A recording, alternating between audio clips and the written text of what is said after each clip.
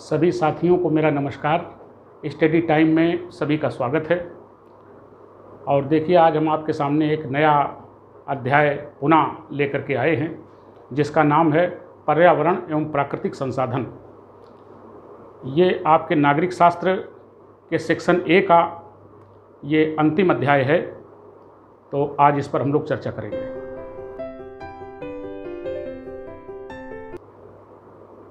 अब देखिए साथियों, ये चैप्टर, इसका नाम है पर्यावरण एवं प्राकृतिक संसाधन। आप पढ़ रहे हैं पॉलिटिकल साइंस। अब आपके मन में जो भी बुद्धिजीवी लोग हैं या पढ़ने वाले बच्चे हैं या बड़े हैं और थोड़ी बहुत भी दिलचस्पी अगर रखते हैं, तो आपके मन में एक प्रश्न उठ रहा होगा कि भाई, हम तो पढ़ा रहे हैं पॉलिटिकल साइंस, अब ये पर्यावरण और प्राकृतिक संसाधन ये तो ज्योग्राफी की चीज़ है, और ज्योग्राफी की चीज़ ये मतलब ये इसमें कैसे आ गई, नागरिक शास्त्र में, राजनीति में कैसे आ गई? एक ये प्रश्न खड़ा होता है, क्योंकि इसका जो टाइटल आप देख रहे हैं, ये टाइटल पर्यावरण एवं प्राकृतिक संसाधन, ये प्योर ज्योग्राफी का विषय है। राजनीति में कैसे आया, तो इसका उत्तर हम दिए देते हैं, इसको क्लैरिफाई किए देते हैं। दरअसल जहाँ पर कोई भी विषय हो, चाहे वो सामाजिक विज्ञान का कोई समाजशास्त्र का कोई टॉपिक हो, मानवों के विषय का या पर्यावरण के विषय का या खेल के विषय का, वैसे तो सब ऑटोनोमस बॉडी हैं, लेकिन जहाँ राज्य हस्तक्षेप करता है, जिस विषय वस्तु को राज्य पकड़ता है, उस पर चिंतन करता है, उस पर हस्तक्षेप करता है और उस पर कानून बनाता है, वो चीज़ राजनीति में शामिल हो जाती है। फिर वो राजनीति के अंतर्गत आ जाता है, राजनीति का विषय बन जाता है। वैसे ये ज्योग्राफी का विषय है, लेकिन अब ये पर्यावरण इतनी महत्वपूर्ण चीज़ है कि इस पर राज्य को हस्तक्षेप करना पड़ा, हस्तक्षेप करके कानून बनाने पड़े, इसलिए ये राजनीति का विषय, राजनीति के अंतर्गत ये आ गया, राजनीति के विषय के अंतर्गत आ जाता है। अब देखिए, एक चीज़ मैं आप लोगों के समक्ष और बताना चाहता हूँ कि हम अध्ययन कर रहे हैं इंटरनेशनल पॉलिटिक्स का, द्वितीय विश्व युद्ध के बाद की होने वाली घटनाओं का। अब देखिए, एक जो अध्यापक होता है, वाकई जिसे हम अध्यापक कहते हैं और जिसे विषय का ज्ञान है, और जो विद्वान अध्यापक है, वो अपनी कॉन्सेप्ट नहीं छोड़ता है।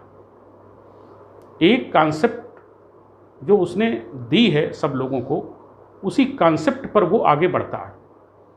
अब वो कॉन्सेप्ट क्या थी? प्रथम अध्याय क्या था? शीत युद्ध का दौर। शीत युद्ध के दौर के पहले, यानी ये जो 1945 से शीत युद्ध शुरू हुआ, 1945 के पहले युद्ध की राजनीति होती थी। अंतर्राष्ट्रीय राजनीति का केंद्र बिंदु युद्ध था, शक्ति था। मार्गेंथाउ ने भी इसको बताया। लेकिन जब हमारा संयुक्त राष्ट्र संगठन जब बन गया, तो युद्ध के स्थान पर शांति की राजनीति आ गई। अब 24 अक्टूबर 1945 से यूएनओ के गठन के पश्चात हमने पूरी जो अंतर्राष्ट्रीय राजनीति जो व्यवस्थित है, वो शांति के कॉन्सेप्ट पर है, और शांति के ही कॉन्सेप्ट पर हम आगे बढ़ रहे हैं। अब देखिए, यहाँ भी शांति का ही कॉन्सेप्ट हम लेके चलेंगे, हम अपना कॉन्सेप्ट नहीं भूलेंगे। तो अब देखिए, जब शांति का समर्थन पूरे विश्व में किया जाने लगा, युद्ध को नकार दिया गया, तो शांति बहुत अच्छी चीज़ है और मानवता को बचाना है, सब कुछ बचाना है। लेकिन अब जब शांति की राजनीति होने लगी, तो युद्ध कम हो गए। जब युद्ध कम हो गए, तो जनसंख्या में तीव्र वृद्धि हुई। जब जनसंख्या में तीव्र वृद्धि हुई, तो प्रदूषण का खतरा बढ़ गया, हमारे पर्यावरण के लिए खतरा बढ़ गया। एक तरफ तीव्र जनसंख्या वृद्धि और दूसरी तरफ तीव्र जनसंख्या वृद्धि के कारण मानव की आवश्यकताओं के कारण वनों की कटाई, तेजी से विकसित होता हुआ औद्योगिकरण। तो इन सब कारणों से मतलब हमारे पर्यावरण को खतरा पैदा हो गया। और पर्यावरण को खतरा पैदा होने का मतलब है पूरी संपूर्ण धरती को खतरा। तो जब पूरी धरती को खतरा पैदा हो गया तो इस पर यूएनओ के सदस्य देश और जिम्मेदार देश इसमें आगे आए। अब इसमें राजनीति का हस्तक्षेप देखिए प्रारंभ होने जा रहा है। पहले पर्यावरण पे कोई ध्यान नहीं देता था, 1945 के पहले इस पर कोई चर्चाएं नहीं होती थी, इस पर कोई सम्मेलन नहीं होते थे। लेकिन अब जब धरती को खतरा पैदा होने लगा, पर्यावरण को नुकसान हो रहा है, तब देखिए अब इसमें राजनीति ही आकर के हस्तक्षेप करेगी, राज्य ही आकर के हस्तक्षेप करेंगे, क्योंकि हस्तक्षेप करके वो अपने अपने राज्यों में कानून बनाएंगे इस पर।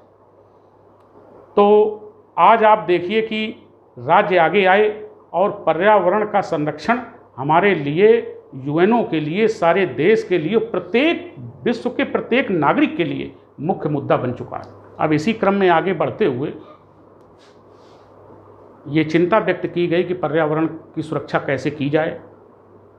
तो सबसे पहले इस पे स्वीडन में एक शहर है स्टॉकहोम, तो स्टॉकहोम सम्मेलन 1972 में ये पर्यावरण पर पहली बार सम्मेलन इसमें वहाँ शुरू किया गया। स्टॉकहोम स्वीडन का एक शहर है 1972 में। अब 1972 में स्टॉकहोम सम्मेलन हुआ, इसका बड़ा महत्व है। अब इसमें कौन कौन सी बातें सामने आई, बहुत ही संक्षेप में, चूँकि बहुत सारे सम्मेलन हैं और बहुत सारे सम्मेलन पर लेक्चर दिए नहीं जा सकते हैं, लेकिन कुछ सम्मेलन मैंने इकट्ठे किए हैं जो बहुत खास रहे, जिस पे अच्छे निर्णय लिए गए। तो आइए देखते हैं कि जो हमारा पहला सम्मेलन स्टॉकहोम में हुआ सन 1972 में, उसमें कौन कौन सी खास बातें थी। तो देखिए सबसे बड़ी जो खास बात आपके सामने आई वो स्टॉकहोम सम्मेलन में वो है 5 जून। 5 जून को पर्यावरण दिवस के रूप में पूरी दुनिया में मनाया जाएगा। ये जो आप लोग पर्यावरण दिवस मनाते हैं 5 जून को, ये 1972 के स्टॉकहोम सम्मेलन में इसकी शुरुआत हुई थी और इसका सूत्रपात हुआ था कि 5 जून को पर्यावरण दिवस पूरे विश्व में मनाया जाएगा और इसको पूरे विश्व के देशों ने इसको मान्यता दी थी। दूसरा ये चीज़ सामने आई कि पर्यावरण का संरक्षण जो है वो दुनिया के प्रत्येक देश का उत्तरदायित्व है, उसकी जिम्मेदारी है। ये केवल अकेले यूएनओ की जिम्मेदारी नहीं है, ये केवल एक संगठन की जिम्मेदारी नहीं है, केवल एक समूह की जिम्मेदारी नहीं है। ये जो भी सदस्य देश हैं उनकी सबकी, प्रत्येक देश की जिम्मेदारी है कि पर्यावरण का वो संरक्षण करें और अपने अपने देश में पर्यावरण संबंधी कानून बनाएं। ये दूसरा पॉइंट इसका आया। अब तीसरा है कि एक संयुक्त राष्ट्र संघ पर्यावरण कार्यक्रम एक संयुक्त राष्ट्र संघ की तरफ से बनाया गया। संयुक्त राष्ट्र संघ पर्यावरण कार्यक्रम एक कार्यक्रम बनाया गया, उसमें तमाम उन बिंदुओं को शामिल किया गया जो पर्यावरण के संरक्षण से संबंधित थे। ये स्टॉकहोम सम्मेलन की 3 खास बातें मैंने आपको बताई, ये उभर के सामने आई थी सबसे पहली बार 1972 में। अब देखिए साथियों, दूसरे सम्मेलन पे चलते हैं। दूसरा सम्मेलन हमारा पर्यावरण सुरक्षा संबंधी भूमंडलीय सम्मेलन, पर्यावरण सुरक्षा संबंधी भूमंडलीय सम्मेलन सन 1975 में आयोजित किया गया। अब ये सम्मेलन, इस सम्मेलन के 7 समझौते इसमें किए गए। दरअसल ये समझौते अंतर्राष्ट्रीय स्तर पर जो व्यापार होता है, वो व्यापार में जो आयात निर्यात जो व्यापार का होता है, उसमें जो माल उतारा जाता है और उस माल के उतारने से तमाम प्रदूषण फैलता है समुद्र के किनारे, और वो जल प्रदूषण होता है और उसके घाटों के निकट बड़ा प्रदूषण होता है। अब आप समझिए कि एक देश दूसरे देश को कितनी भारी मात्रा में पूरे के पूरे देश की जनता की पूर्ति के लिए वो माल जा रहा है, तो कितनी भारी मात्रा में जहाज़ों में माल आता होगा, ये ज़रा सोचिए, और सोच के ही आप बिल्कुल भीतर से आश्चर्य में पड़ जाएंगे। तो अब देखिए इसमें 7 प्रकार के समझौते हुए इस सम्मेलन के अंतर्गत। देखिए पहला समझौता क्या है कि खुले समुद्र में तेल का बिखराव नहीं होगा, और इस पे सभी देशों ने सहमति दी। 7 समझौतों पर सहमति हुई कि खुले समुद्र में तेल का बिखराव नहीं होगा। अगर तेल का बिखराव होता है तो समुद्र प्रदूषित होता है, उसका पानी प्रदूषित होता है और उसमें रहने वाले जीव जंतु, उनकी जान को खतरा पैदा हो जाता है। इस पर सहमति हुई। दूसरा, तेल प्रदूषण से नुकसान की क्षतिपूर्ति। अगर तेल प्रदूषण होता है, तेल से प्रदूषण होता है और उसमें कोई नुकसान होता है, जिस देश की सीमा में नुकसान होगा उसकी क्षतिपूर्ति जिस देश ने नुकसान किया है उसको करनी पड़ेगी। इसके बाद जो नम भूभाग हैं, तो नम भूभाग में जो मुर्गाबियों के आवास क्षेत्र हैं उस पर समझौता हुआ। इसके बाद कूड़ा करकट से प्रदूषण पर रोक।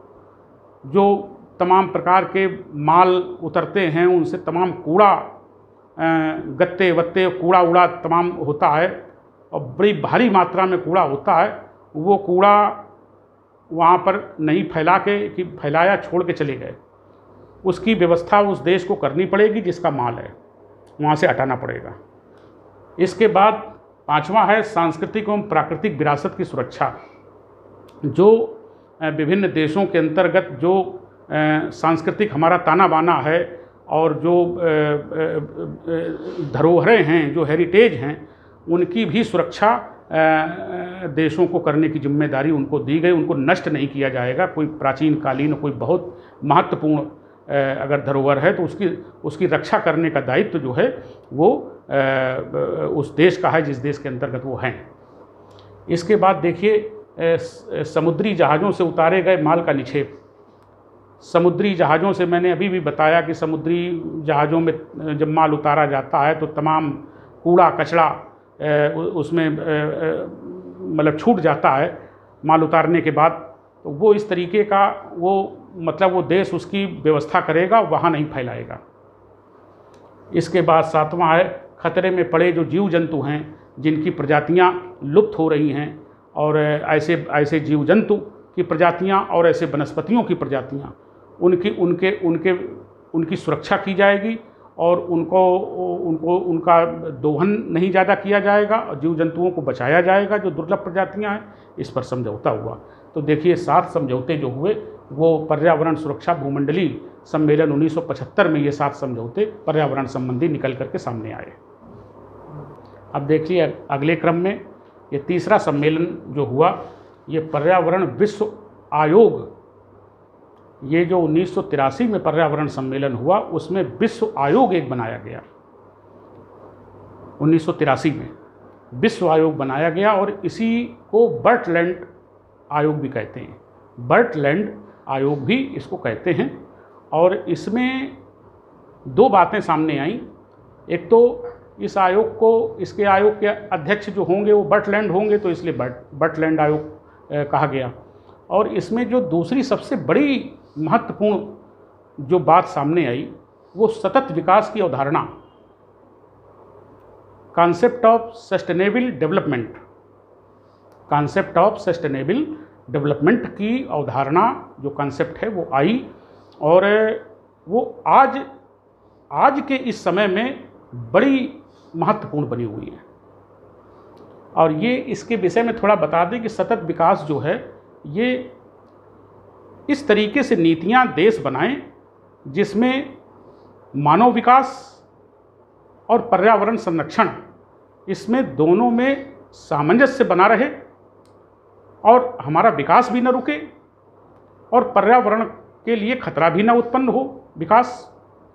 तो हम विकास की तरफ निरंतर आगे भी बढ़ते रहें और हम पर्यावरण की सुरक्षा भी करते रहें, ऐसी नीतियां बनाने पर जोर दिया गया। और आज ये न सिर्फ प्रासंगिक है बल्कि इसका बहुत ज़्यादा महत्व पर्यावरण संरक्षण के क्षेत्र में बढ़ गया है।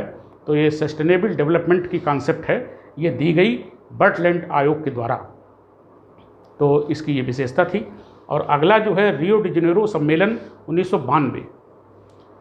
अब देखिए साथियों, ये रियो डी जेनेरो ब्राज़ील का एक शहर है और ये अब तक के पर्यावरण के सम्मेलनों में सबसे बड़ा सम्मेलन है, सबसे बड़ा सम्मेलन है।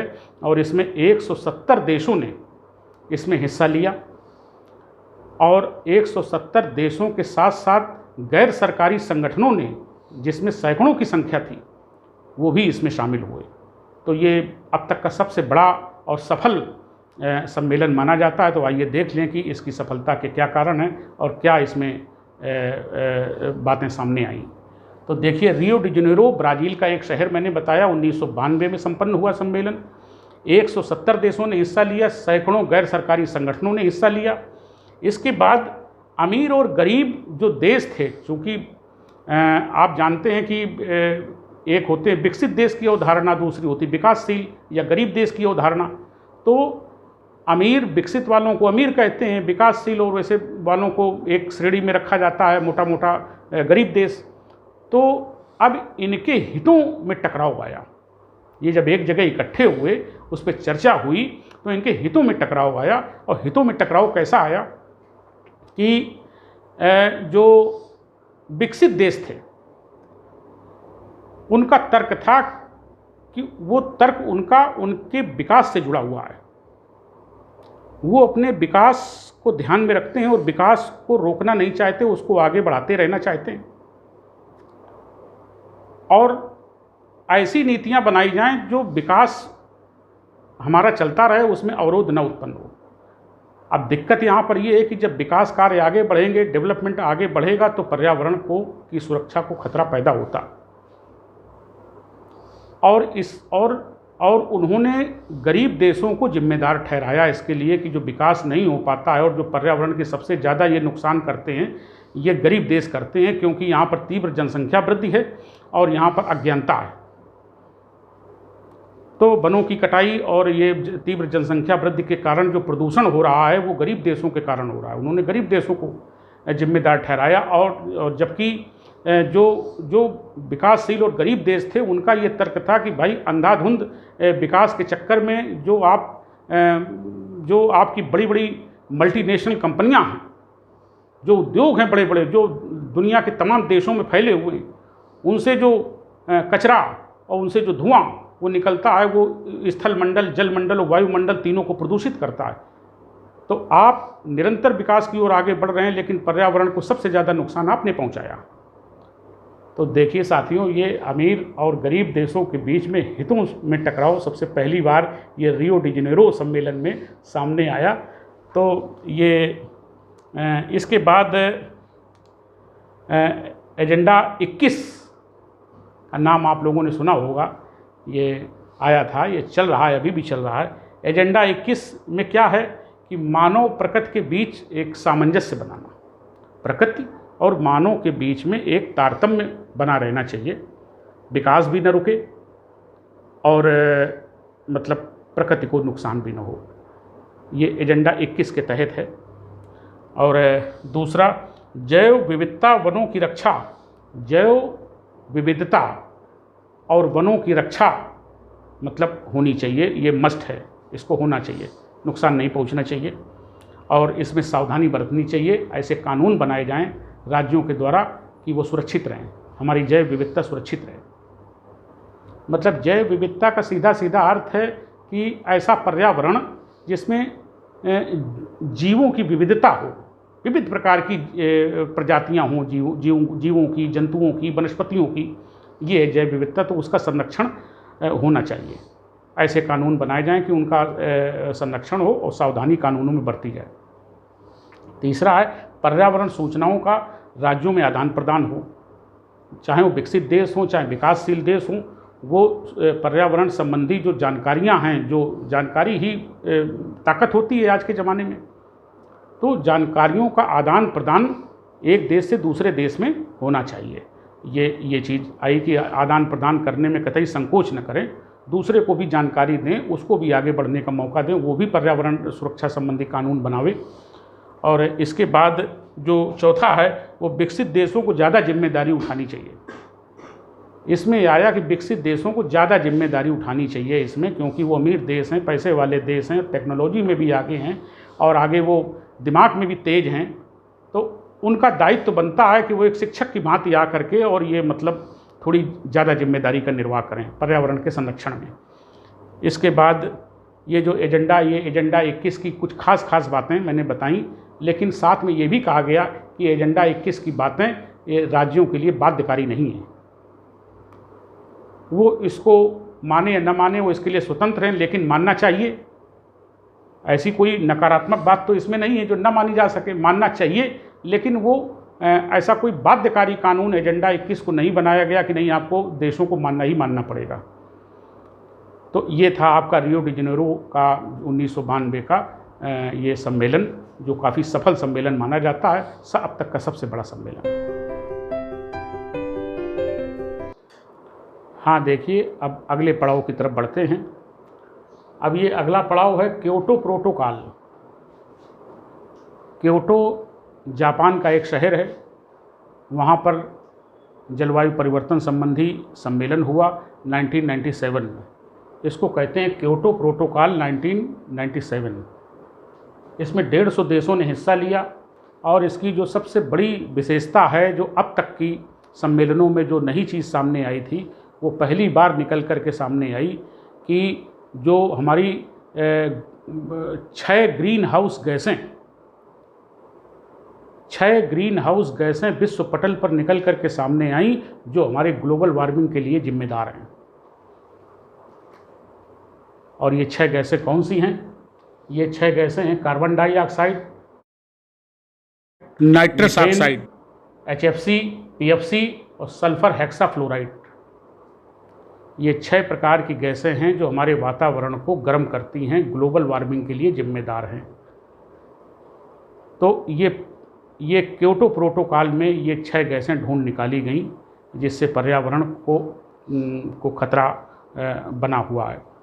और इनको न सिर्फ ये गैसें ढूंढ के निकाली गई, बल्कि इनके मानक तय किए गए कि कौन सा देश ये गैसें किस मात्रा में उत्सर्जित कर रहा है, तो उसे ये मानक तय किए गए और एक समय सीमा भी बताई गई। और ये किन किन देशों के लिए, जो महत्वपूर्ण देश हैं, जो विकसित देश हैं, वही इसके लिए ज़्यादा जिम्मेदार हैं। तो देखिए, ये सबसे पहले इसमें इसके उत्सर्जन कम करने के मानक, ये जापान 5% की कटौती करेगा अपने देश में। ये जो 6 गैसें हैं 6 प्रकार की, इसमें 5% की कटौती जापान करेगा अपने देश में। यूरोपीय संघ जो 28 देशों से मिलकर के बना है, ये पूरा का पूरा यूरोपीय संघ 15% की कटौती करेगा ग्रीन हाउस गैसों में, और अमेरिका 5% की कटौती करेगा। और ये जो प्रोटोकॉल की अवधि है, ये कटौती कम करने की जो अवधि है, ये 2008 से लेकर 2012 तक के बीच में ये इतना प्रतिशत जो है ये कम करेंगे। और ये भी क्योटो प्रोटोकॉल में कहा गया कि ये 1990 में जो उनका स्तर था इनके उत्सर्जन का, 1990 के अपने स्तर पर लाने का प्रयास करेंगे। तो ये क्योटो प्रोटोकॉल जो ये जलवायु परिवर्तन संबंधी और ग्लोबल वार्मिंग को कम करने के लिए ये जो समझौता है, ये एक मील का पत्थर, इसमें नई चीज़ें सामने आई, एक मील का पत्थर इसे मानिए। अब देखिए, जो अगला सम्मेलन हुआ वो जोहान्सबर्ग पृथ्वी सम्मेलन इसको कहते हैं, 2002 में हुआ। दक्षिण अफ्रीका का ये शहर है जोहान्सबर्ग। और इसमें जो चीज़ें वैसा तो महत्वपूर्ण नहीं है क्योटो प्रोटोकॉल जैसा, लेकिन फिर भी देख लेते हैं। जल एवं स्वच्छता से जो हमारे विश्व में 2 अरब की आबादी, हमारे पूरी दुनिया में 2 अरब लोग ऐसे हैं जो जल और स्वच्छता की कमी से जूझ रहे हैं, गंदगी में रहते हैं, स्वच्छ जल उनके पास पीने के लिए नहीं है। तो ऐसी 2015 तक ये लक्ष्य निर्धारित किया गया कि 2015 तक हम ये जो 2 अरब की आबादी है इसको 2015 तक हम आधा कर देंगे, आधी आबादी कर देंगे। 2 अरब की 1 ही अरब ऐसी आबादी बचेगी जो मतलब जल और स्वच्छता की कमी से जो जूझ रही है, वो केवल 2 अरब से 1 अरब बचेगी। आधी आबादी कम करने का लक्ष्य रखा गया 2015 तक। इसके बाद ये जो खतरनाक कचरा है, जैसे तमाम पॉलीथीन हैं, सड़ी गली और तमाम बहुत सी चीज़ें, गत्ते हैं, कागज़ है और इस तरीके के, और ये जो कचरे होते हैं ये बड़े ख़तरनाक हो जाते हैं, जहरीले हो जाते हैं, वातावरण को प्रदूषित करते हैं। तो इनका प्रयोग किया जाएगा दूसरे कामों में, विकास कार्यों में इनका प्रयोग किया जाएगा। इनको इस प्रकार से इनका प्रयोग किया जाएगा ताकि ये पर्यावरण के लिए, मतलब ये लक्ष्य भी रखा गया, समय भी दिया गया कि 2020 तक जो है इनको पर्यावरण को सुरक्षित बनाना है इनसे, खतरनाक कचरे से। इसका कहीं अन्यत्र किसी कामों में प्रयोग में इनको लाया जाएगा। और इसके बाद अगला सम्मेलन है बाली सम्मेलन 2007। ये बाली सम्मेलन, ये बाली इंडोनेशिया का एक शहर है बाली, और ये 2007 में वहाँ पर सम्मेलन हुआ। और इसमें पहली बार चीन और भारत से भी कहा गया कि भाई आप भी ग्रीन हाउस गैसों के उत्सर्जन में कमी लाइए। तो इन देशों के ऊपर भी दबाव बनाया गया कि ये भी, चूँकि बहुत बड़े देश हैं, बहुत बड़ी जनसंख्या का नेतृत्व करते हैं, और तो ये भी जिम्मेदारी निभाएं। तो इनके ऊपर भी दबाव डाला गया कि ग्रीन हाउस गैसों को कम आप लोग भी कीजिए। तो इसके बाद इस सम्मेलन की एक विशेषता ये भी है कि ये जलवायु परिवर्तन संबंधी एक कोष बनेगा, यानी एक फंड बनेगा, और वो जलवायु परिवर्तन के लिए उस पर जहाँ जैसी ज़रूरत आएगी वो ऐसा खर्च किया जाएगा। आइए अगले सम्मेलन पर नज़र डालते हैं। अगला सम्मेलन है कोपेनहेगन समझौता 2009। कोपेनहेगन डेनमार्क की राजधानी है। यूरोप महाद्वीप का ये देश है डेनमार्क, उसकी राजधानी है कोपेनहेगन। 2009 में ये वहाँ पर इसका जलवायु परिवर्तन संबंधी यूएनओ के द्वारा जो हो रहे हैं ये सम्मेलन वो हुआ।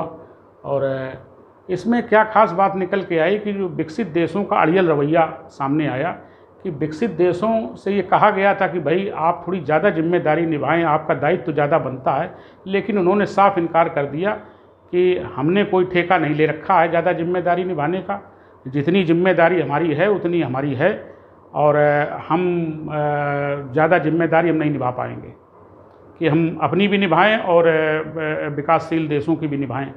तो उन्होंने अपने ज़्यादा उत्तरदायित्वों को निभाने से मतलब इनकार कर दिया। एक तो ये बात सामने आई, और ये भी अमेरिका ने ये भी इस चीज़ को दोहराया, ये भी कहा कि 2025 तक हम ग्रीन हाउस गैसों में के उत्सर्जन में 17% की कमी हम ला के दिखाएंगे। और जापान ने 25% की कमी लाने का वचन दिया। तो हालांकि वचन दिया, लेकिन ये कोई बाध्यकारी समझौता ये नहीं होगा इसमें कि नहीं आपको इतना करना ही करना है, ऐसा कोई कानून नहीं था। ये वचन दिया गया कि हम इतना कोशिश करेंगे कि हम 2025 तक अमेरिका 17% और जापान 25% ग्रीन हाउस गैसों के उत्सर्जन में कमी करके मतलब दिखाएगा।